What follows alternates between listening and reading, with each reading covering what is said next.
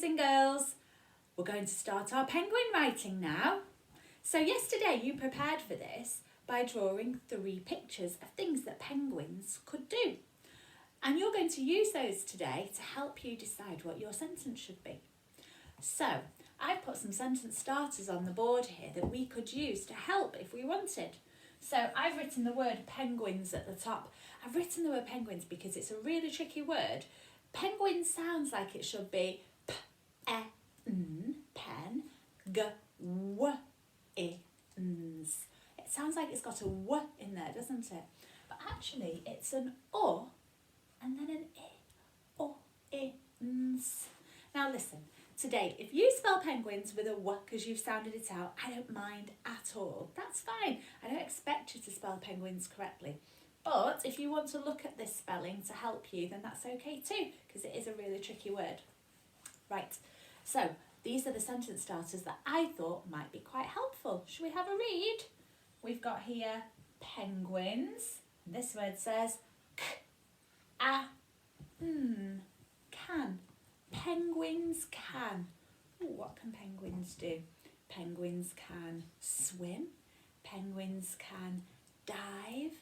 Penguins can leap. Penguins can slide on their tummies. Penguins can do lots and lots of things, can't they? Penguins can waddle. Let's look at the next sentence. It says here, well, the next sentence starter, it says penguins. Now this is a tricky word that you've not learnt yet. This is the word are. Penguins are.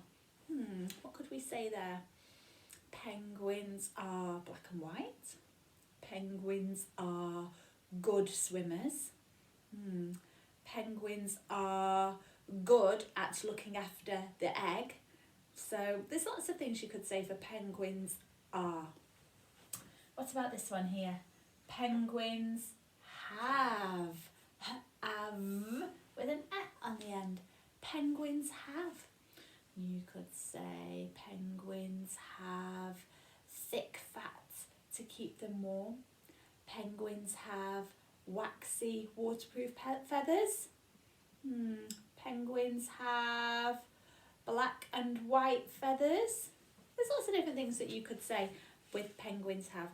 Or you might come up with your own sentence starter. You might want to say penguins catch food in the sea. Or you might want to say daddy penguins keep the egg warm. Or you might want to say mummy penguins bring back food for the chick.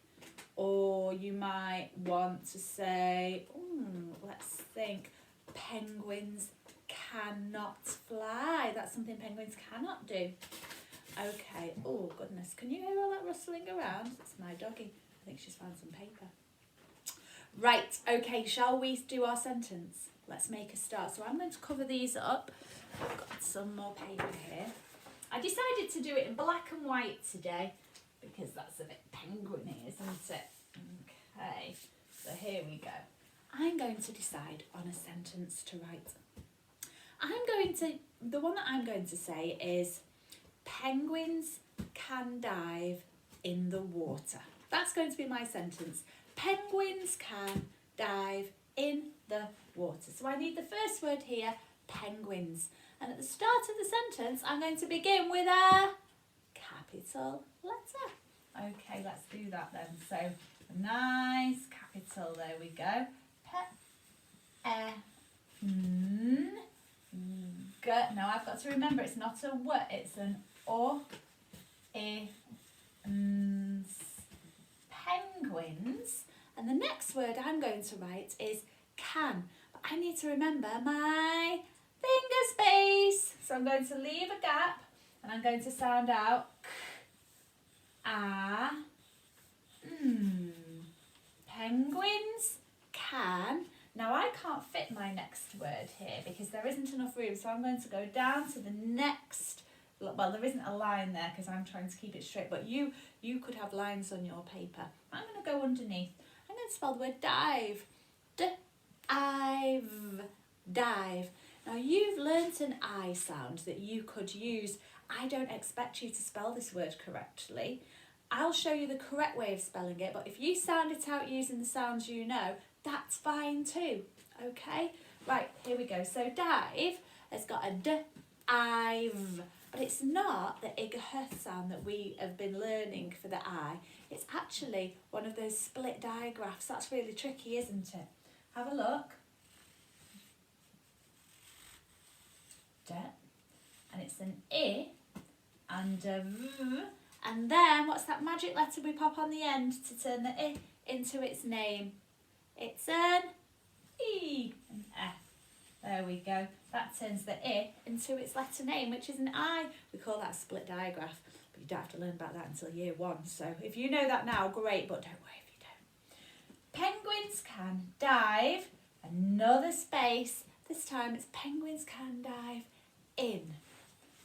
I, in, and then another finger space. I need that tricky word, the. Do you know how to spell that word? Could you help me? Which 3 letters is it? What's the first one? What's the next one? And what is the last one? Ah, that's right. Penguins can dive in the, what's the very last word that we need? Water. I can't fit water there. There's not enough room, so what am I going to do? Start a new line. Now, water is a funny word. It's spelled water. Okay, watch how I spell it.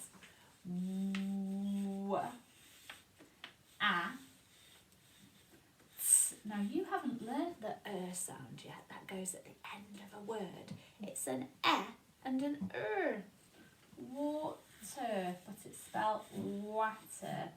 Now, what do I need at the end of my sentence? Penguins can dive in the water. Full stop. There we go. And there's my sentence. Now, you have got 3 pictures today. I would love it if you could do a sentence for each picture. If that's too much though, which it might be for some of you, do 2 sentences for me, okay? Grown-ups, you know the capabilities of your children. Your child might need a sentence starter, so you might need to give them one of these sentence starters and they will complete the sentence, okay? All we're encouraging is children to sound it out, even if they only put the first sound, the last sound, some of the middle sounds. We just want those sounds in order. Remember, don't let them copy because we want to encourage them to sound the words out. All right. Your child might be well away and might be able to do it completely independently. If that's the case and your child is more able, don't let them get away with a really short sentence. See if they can extend it. So instead of saying penguins can slide, you would want them to say penguins can slide on their tummies. Or instead of saying penguins can swim, you would get them to extend it to penguins can swim in the sea. You might even say to catch their food. So let's try and encourage them to do as much as they can. But like I said last time, writing is hard at home. Children don't tend to be as responsive at home as they are in school. So if it starts to become a battle, leave it. As long as they can say their sentence, they can verbalise it, that's what's most important. But let's see if we can give it a go. We would like to keep this writing ticking along a little bit. Okay, I really can't wait to see what you do. Good luck. Send me your work. All right. Bye-bye.